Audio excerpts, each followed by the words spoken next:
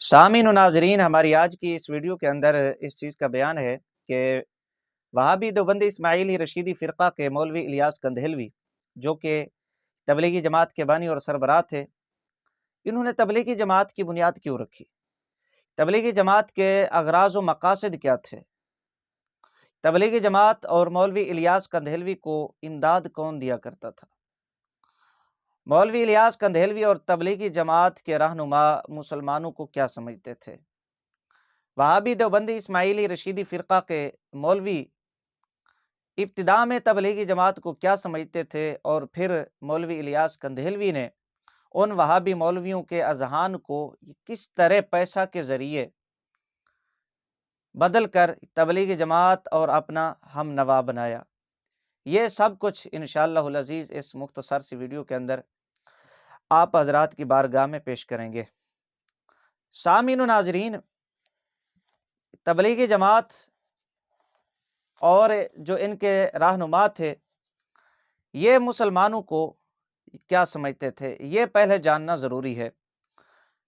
کتاب کا نام ہے دعوت تبلیغ، منظور نعمانی، جو کہ تبلیغی جماعت کے رہنماؤں میں سے ہیں، وہابی دیوبندی اسماعیلی رشیدی فرقہ سے تعلق رکھتے ہیں۔ صفحہ نمبر 3 کے اوپر جو مسلمانوں کی صورت بیان کی، خلاصہ اس کا یہ ہے کہ مسلمانوں کی صورتحال یہود و نصارہ سے بدتر تھی۔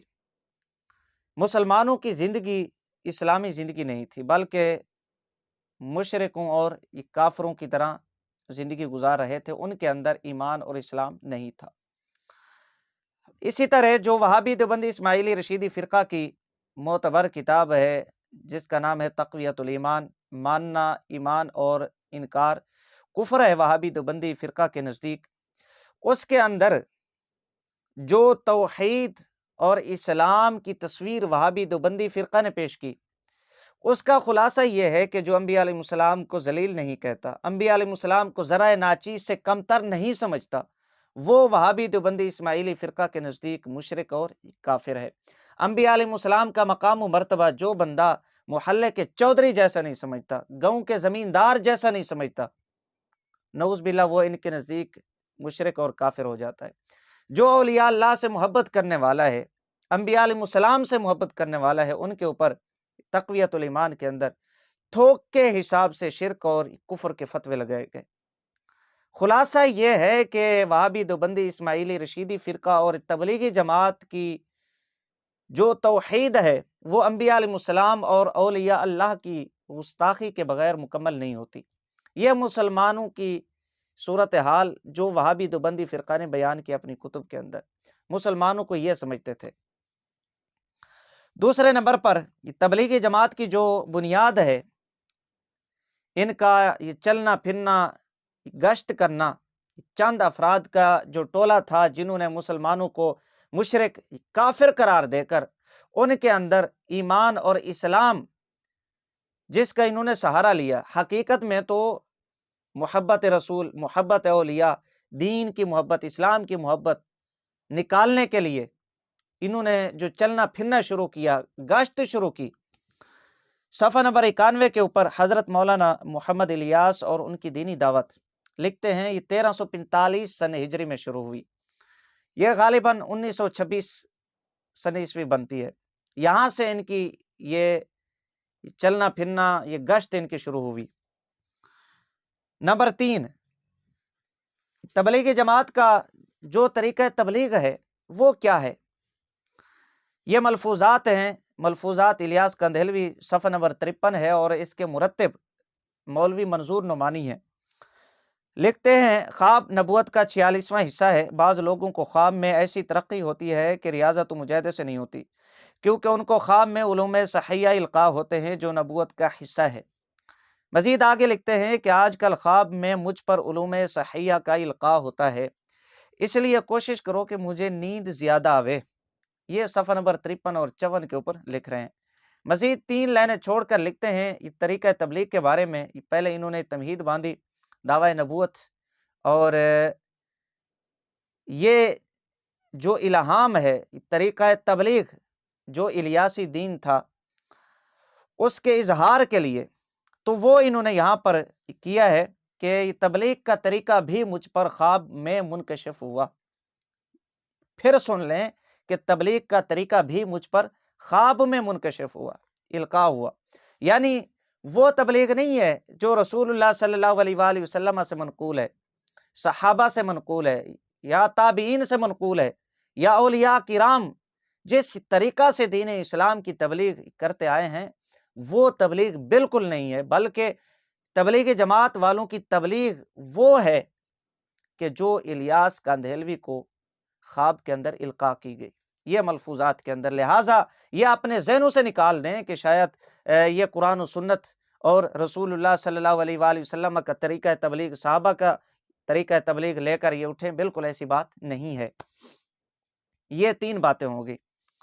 نمبر 4، تبلیغی جماعت والے جب سادہ لوگ مسلمانوں کے پاس جاتے ہیں تو نماز قرآن کا درس دیتے ہیں اور یہ کہتے ہیں کہ ہم لوگوں کی نمازیں ٹھیک کرتے ہیں، لوگوں کے کلمے ٹھیک کرتے ہیں۔ یہ بھی ان کا بہت بڑا جھوٹ ہے، فراڈ ہے، دھوکہ ہے۔ یہ کلمے اور نماز کے سہارے لوگوں کے ایمان کو خراب کرتے ہیں۔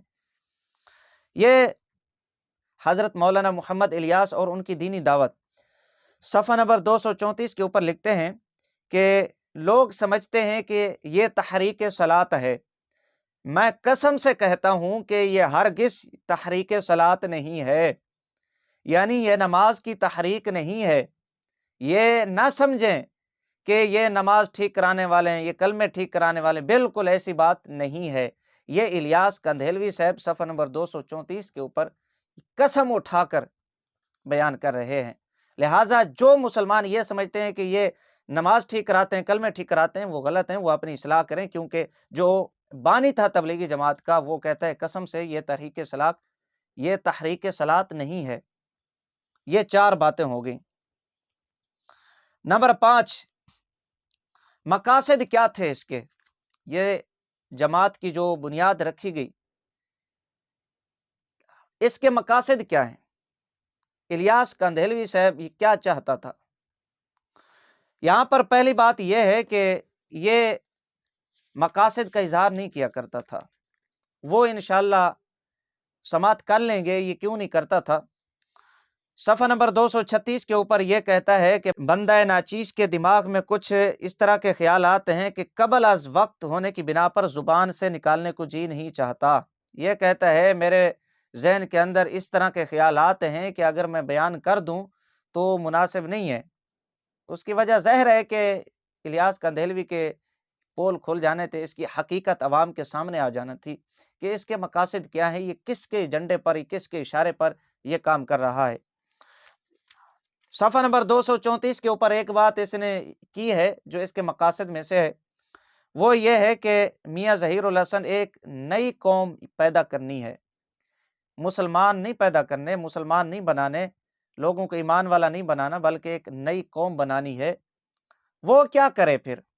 ظاہر بات ہے کوئی بندہ اگر انگریز سے روپیہ لیتا ہو تو پھر وہ اس کا وفادار ہوگا۔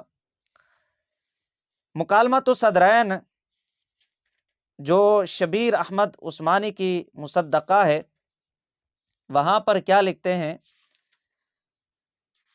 کہ حاجی رشید احمد صاحب کے ذریعہ سے تبلیغی جماعت کو کچھ روپیہ ملتا تھا۔ حاجی رشید احمد صاحب کے ذریعہ سے کچھ روپیہ انگریز کی جانب سے، حکومت کی جانب سے ابتدا میں ملا کرتا تھا۔ صفحہ نمبر مکالمۃ الصدرین صفحہ نمبر 8 ہے۔ یہ حاجی رشید احمد صاحب کون ہیں؟ یہی کتاب حضرت مولانا محمد الیاس اور ان کی دینی دعوت صفحہ نمبر 106 کے اوپر واضح طور پہ لکھا ہوا ہے کہ نئے مدارس بنانا، مبلغین مدرسین کو تنخواہیں دینا اور انتظامی معاملات، انتظامی امور کی جو ذمہ داری تھی وہ حاجی رشید احمد کے سپرد تھی۔ یعنی جو روپے والا کام تھا یا پیسے والا کام تھا وہ حاجی رشید احمد کے ذمہ تھا۔ تو انگریز بھی حاجی رشید احمد صاحب کے ذریعہ سے تبلیغی جماعت والوں کو روپیہ امداد دیا کرتا تھا۔ تو ظاہر بات ہے کہ جو کسی کا کھاتا ہے اسی کا گاتا ہے، جن سے روپے لیتا ہے انہی کا کام کرنا ہے۔ یہ تبلیغی جماعت کے جو سرپرست تھے، ان کی امداد کرنے والے وہ انگریز تھے، حکومت انگریز تھی۔ یہ 5 باتیں ہو گئیں۔ نمبر 6، ابتدا کے اندر تبلیغی جماعت کو خود وہابی دیوبندی اسماعیلی رشیدی فرقہ کے مولوی حضرات برا سمجھتے تھے، وہ اچھا نہیں سمجھتے تھے۔ خود ان کی کتابوں میں لکھا ہوا ہے، کتاب کا نام ہے تبلیغی تحریک کی ابتدا اور اس کے بنیادی اصول، صفحہ نمبر 7 کے اوپر یہ لکھتے ہیں کہ یہ تبلیغی تحریک کا ابتدائی زمانہ تو وہ تھا کہ اگر اس کی تائید میں کوئی ایک جملہ بھی بولتا تھا تو ایسا معلوم ہوتا تھا کہ حضرت مولانا محمد الیاس صاحب کو گویا ہفت اقلیم کی دولت ہاتھ آ گئی۔ یعنی ایک جملہ بھی اگر تبلیغی جماعت کی حمایت کے اندر کوئی بولتا تو گویا ہفت اقلیم کی دولت الیاس کندھیلوی کے ہاتھ میں آ گئی۔ ابتدا کے اندر لوگ ان کو اس طرح سمجھتے تھے۔ یہی کتاب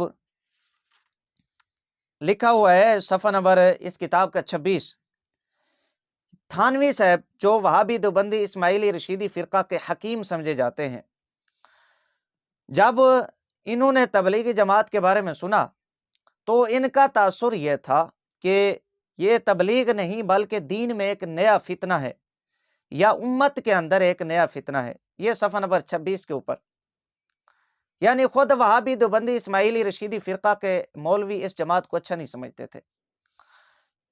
یہاں پر یہ بھی لکھا ہوا ہے کہ حضرت جی نے دوسرے علماء کے فرمان بھی سنے، یعنی دوسرے وہابی دیوبندی فرقہ کے مولوی تھے، ان کے تاثرات بھی سنے، لیکن یہ انگریز کے ایجنڈے پہ تھا۔ تو جب اس نے علماء کی مخالفت دیکھی، تھانوی کی مخالفت دیکھی، تو خود ہی لکھتے ہیں کہ حضرت تھانوی کا فرمان بھی سنا لیکن کسی قسم کا جواب نہ دیا، نہ زبانی نہ تحریری، وقت کا انتظار فرماتے رہے۔ یعنی تھانوی صاحب اور دیگر مولوی حضرات نے جب تبلیغی جماعت کی مخالفت کی تو اس نے کوئی جواب نہیں دیا، بلکہ ایک اچھے وقت کے انتظار میں رہا کہ وقت بدلے اور جو سرپرست ہیں وہ سرپرستی کرنا شروع کریں، روپے کے ذریعے پھر مولویوں کے ذہنوں کو بدلا جائے اور ان کو اپنا ہم نوا بنایا جائے۔ یہ وقت کے انتظار میں تھا۔ پھر کیا ہوا کہ تھانوی صاحب کے ساتھ اس نے اپنا تعلق بڑھایا، یعنی الیاس کندھیلوی نے، اور تھانوی صاحب کے شاگردوں کو مبلغ رکھا۔ حضرت مولانا محمد الیاس اور ان کی دینی دعوت، اس میں واضح طور پہ لکھا ہوا ہے کہ 5 مبلغ ابتدا کے اندر رکھے گئے، جبکہ یہی کتاب تبلیغی تحریک کی ابتدا اور اس کے بنیادی اصول، یہاں واضح طور پہ نام لکھا گیا ہے کہ حضرت مولانا اشرف علی تھانوی کے تربیت یافتہ عالم و واعظ آپ نے حاصل کیے اور ان کی تنخواہیں مقرر فرمائیں۔ یہ صفحہ نمبر 15 کے اوپر تبلیغی تحریک کی ابتدا اور اس کے بنیادی اصول، صفحہ نمبر 15 کے اوپر یہ عبارت موجود ہے۔ تو یہ اس نے تھانوی صاحب کی قربت حاصل کرنے کے لیے، ان کو اپنا ہم نوا بنانے کے لیے، ان کے شاگرد، ان کے متعلقین متوسلین کو تبلیغی جماعت کے اندر مبلغ کا عہدہ دے دیا۔ اور تھانوی صاحب کے ساتھ اس نے کیا کیا؟ انگریز چونکہ تبلیغی جماعت کو تو سپورٹ کرتا تھا، امداد دیا کرتا تھا، تھانوی صاحب کا اس نے وظیفہ لگوا دیا۔ چونکہ تھانوی صاحب کی جو عادت تھی وہ یہ تھی کہ مینو نوٹ وہا میرا موڈ بنے، یہ لالچی قسم کے انسان تھے۔ یہ میں اپنی طرف سے نہیں کہہ رہا، یہ ملفوظات حکیم الامت ہیں، تھانوی صاحب کے ملفوظات، جلد نمبر 3 ہے، صفحہ نمبر اس کتاب کا 85 ہے۔ یہاں پر تھانوی صاحب کہتے ہیں جو روپے والے ہیں نا، میں ان کو اپنے نظر میں رکھتا ہوں، لوگ جو میرے پاس حاضری کے لیے آتے ہیں ان کو نہیں دیکھتا، جو آنا والے ہیں روپے والے، یہاں پر لکھا ہوا ہے، ان کو میں نظر میں رکھتا ہوں۔ اسی طرح صفحہ نمبر 187 اور 88 کے اوپر ایک شخص نے تھانوی کی خدمت میں 10 روپے پیش کیے، تو تھانوی صاحب نے 2 روپے اس میں سے رکھ لیے اور 8 روپے واپس کر دیے۔ واپس اس لیے نہیں کیے کہ ان کو ضرورت نہیں تھی، بلکہ یہ شکوہ کیا کہ یہاں بجائے 10 روپے بھیجنے کے 50 روپیہ بھیجتا۔ تو یہاں سے آپ اندازہ لگا لیں کہ تھانوی صاحب کتنے حریص تھے، کتنے لالچی انسان تھے۔ تو جب 600 روپیہ ماہانہ انگریز کی جانب سے ان کا وظیفہ لگ جائے تو پھر یہ کیسے تبلیغی جماعت کے ہم نوا نہ بنتے۔ مکالمۃ الصدرین صفحہ نمبر اس کتاب کا 9 ہے۔ یہ شبیر احمد عثمانی کی مصدقہ کتاب ہے۔ حضرت مولانا اشرف علی تھانوی ہمارے اور آپ کے مسلم بزرگ و پیشوا تھے، ان کو 600 روپے ماہوار حکومت کی جانب سے دیے جاتے تھے۔ یہ 600 روپیہ ماہانہ انگریز حکومت کی جانب سے دیا جاتا تھا۔ تو جب 600 روپیہ انگریز کی جانب سے ملنے لگا اور تھانوی صاحب کے متعلقین متوسلین وہ تبلیغی جماعت کے مبلغ بن گئے، ان کو تبلیغی جماعت کے اندر بڑے بڑے عہدے دے دیے گئے، حکومت کی سرپرستی میں آ گئے، تو پھر وہی تھانوی صاحب جو پہلے تبلیغی جماعت کو امت کے اندر دین کے اندر فتنہ قرار دیا کرتے تھے، بعد میں ان کے تاثرات تبلیغی جماعت کے بارے میں کیا تھے، یہ ذرا آپ سماعت فرمائیں۔ یہی کتاب تبلیغی جماعت کی ابتدا اور اس کے بنیادی اصول لکھتے ہیں کہ تھانوی صاحب یہ باغ ہو گئے اور بار بار فرماتے رہے کہ مولانا الیاس نے یاس کو آس سے بدل دیا۔ جو پہلے تھانوی صاحب تبلیغی جماعت کو فتنہ قرار دیتے تھے امت کے اندر دین کے اندر، جب روپے ملنے لگ گئے تو پھر وہی کہتے کہ مولانا الیاس نے یاس کو آس میں بدل دیا۔ یہ ہے تھانوی صاحب کی حقیقت۔ تو یہ تمام باتیں آپ نے سماعت فرما لیں کہ ان کے اغراض و مقاصد کیا تھے، نئی قوم پیدا کرنا جو انگریز کے لیے کام کرے، اور مسلمانوں کو کیا سمجھتے تھے، مشرک اور کافر۔ تو اس لیے انہوں نے کلمے اور نماز کا سہارا لے کر مسلمانوں کے ایمان خراب کرنا شروع کیے، مسلمان قوم کو خسی بنایا جائے، انگریز کا غلام بنایا جائے۔ اور ان کی امداد کون کرتا تھا وہ بھی آپ نے سماعت کر لیا۔ وہابی مولوی ابتدا میں تبلیغی جماعت کو کیا سمجھتے تھے وہ بھی آپ نے سماعت کر لیا۔ اور پھر الیاس کندھیلوی اور الیاس کندھیلوی کے سرپرستوں نے تھانوی صاحب اور دیگر مولویوں کا ذہن کس طرح بدل کر تبلیغی جماعت اور الیاس کندھیلوی کا ہم نوا بنایا، یہ بھی آپ نے سماعت فرما لیا۔